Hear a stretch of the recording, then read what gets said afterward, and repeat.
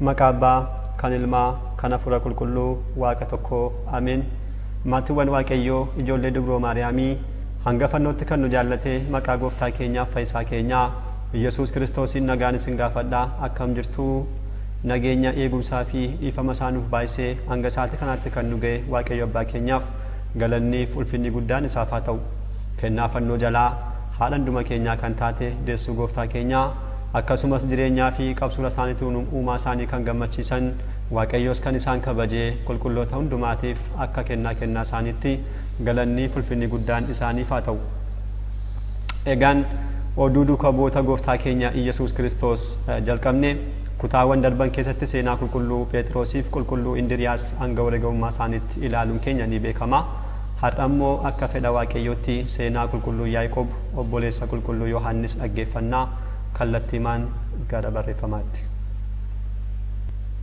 Barreeffama kanaan kan ibsinu Waaqni jiraattota Gooftaan keenya Yesuus Kiristoos waa'ee wangeelaa fi waa'ee kabaja maqaa isaaf gidiraa guddaatiin du'a foonii kan fudhatan duuka buutonni hanga dhuma biyya lafaatti isinii waliin hin jira jechuudhaan kabajni isaanii lafa irratti kan nafu osoo hin taane samii irrattis dachaa akka ta'uu fi teessoo 12 irra taa'anii gosoota 12 irratti kan murteessan dursee raajotaan dubbatamee kan ture waa'ee dubbii fayyinaa kan barsanii fi akkasumas akka hoolaa kan qalaman keessaa tokko kan ta'e obboleessa qulqulluu Yohaannis qulqullicha Yaa'Iqob.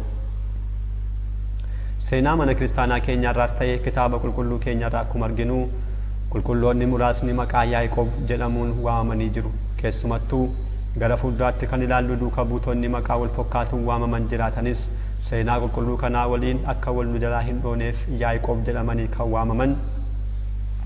Tokko abbaa gosoota Israa'el 12 Yaa'Iqob.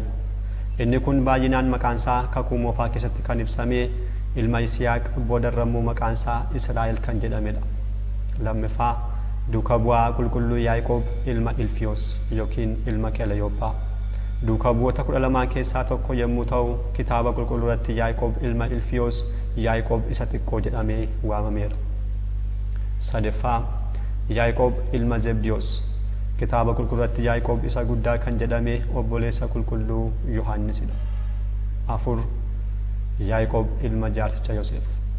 Wangeela Maatiyos boqonnaa 13 lakkoofsa 55 irratti Yihuudoonni obboleessa Gooftaa keenyaa kan jedhanii fi maqaa isaan kan moggaafame barreessaa ergaa Yaa'Iqobidha. Obbolaawwan isaa keessaa mucaa xumuraa waan tureef haati isaa yeroo duutu baay'ee ijoollee ture. Jaarsa waggaa 83 kan ta'e Yoosef haadha keenya dubroo Maariyaamiin eegduu isheef ta'uudhaaf gara mana isaatti fudhachuu isaatiin haati keenya ilma ishee Gooftaa keenya Yesuus Kiristoos waliin kan guddistedha. Shanaffaa Yaa'Iqob isa Elberedaayi. Inni kun seenaa mana kiristaanaa keessatti fannoo Gooftaa keenyaa mormatti akka hidhannu kan jalqabsiise duuka bu'aa qulqulluu Diyoosqoriyoosidha. Barreeffama kana keessatti kan ilaallu seenaa Yaa'Iqob isa sadaffaa irratti caqasamee seenaa jireenyaa fi wareegamummaa Yaa'Iqob ilma Zebdiyoosidha. Qulqulluu Yaa'Iqob dubartoota qulqullootaa 36 keessaa tokko kan taate haadha isaa Maariyaamii fi abbaa isaa Zebdiyoos irraa Galiilaatti dhalatee kan guddate hangafa qulqullicha Yohaannisidha. Maqaan Yaa'Iqob jedhu dursee kan kenname abbaa gosoota Israa'el 12 yommuu ta'u hiikni isaa koomee kan qabate jechuudha. Qulqulluu Yaa'Iqob hojiin isaa jalqabaa abbaa isaa Zebdiyoosii fi obboleessa isaa qulqulluu Yohaannis waliin qurxummii qabu ture. Cinaa galaana Galiilaatti abbaa isaa waliin qurxummii osoo qabanii obboleessa isaa qulqulluu Yohaannis waliin qulqulluu Pheexiros faatti aananii waamaman.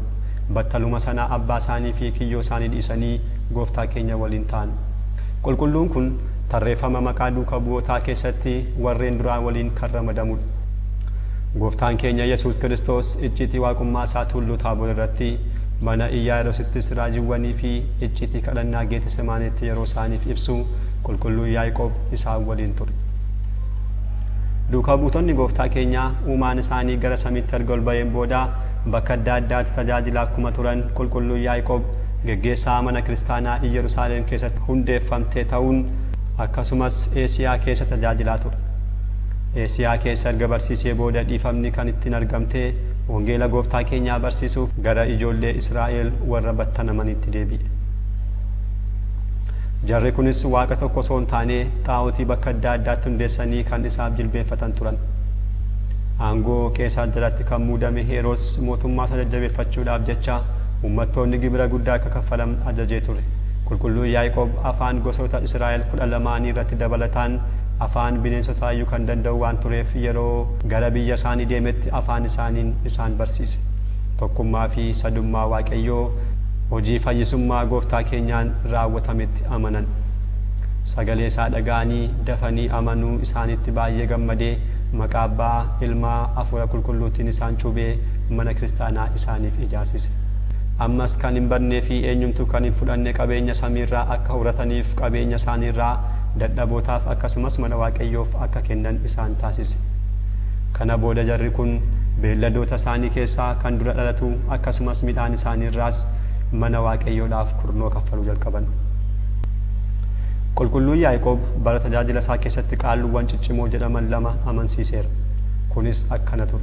Yeroo tokko qaalluu Pheexiros jedhamu barsiisee qaalluun kunis barumsaa fi lallaba duukaa bu'aa kanaan booji'amuusaa hiriyyaa isaa kan ture qaalluu Heroomoojeenisitti hime. Yeroo kana Heroomoojeenis guddummaa isaa hiriyyaa isaatti agarsiisachuudhaaf jedhee mooraan harkaa fi miila Pheexiros hidha. Pheexirosis waan isarra ga'e hundumaa barreessee qulqulluu Yaa'Iqobiif erge. Heroomoojeenis kana yeroo dhaga'u qulqulluu Yaa'Iqobiin hidhanii akka fidaniif seexanoota isaa ajaje. Seexanoonni ergaman garuu qulqulluu Yaa'Iqob irratti humna waan hin qabaanneef waan tokkoyyuu raawwachuu hin dandeenye. Pheexiros kiristaanummaa fudhatee waan tureef qulqulluu Yaa'Iqob hidhaa isaarraa isa hiike. Qulqulluu Yaa'Iqob seexanoota kanaan Heroomoojeenis hidhanii akka fidaniif ajaje. Isaanis akkuma ajajaman qaalluu kana harkaa fi miila isaa hidhanii fidan. Pheexiros qulqulluu Yaa'Iqob hidhaa isaarraa akka isa hiikuuf hiriyyaa isaa duraa kanaaf kadhate. Qulqulluu Yaa'Iqobis nuti hamminaan hin deebisnu seexanaan hidhamte akka hin jiraanne dhiifamni Kiristoosiif haa ta'u jedhee hidhaa isaarraa isa hiike. Heroomoojeenis humna dhiifamaa fi arjummaa kiristaanotaa ilaalee lallaba qulqulluu Yaa'Iqobitti amanee gara mana isaatti galee kitaabotaa fi meeshaalee xinqolaa fidee fuuldura qulqulluu Yaa'Iqobitti gube. Qulqulluu Yaa'Iqob umuriin isaa xiqqoo deemee waan tureef biyyoota muraasa naanna'ee barsiisus yeroo baay'ee tajaajilli isaa Yerusaalem keessa ture. Dabalataanis duuka bu'aan kun biyya Ispeenitti akka barsiises ni dubbatama.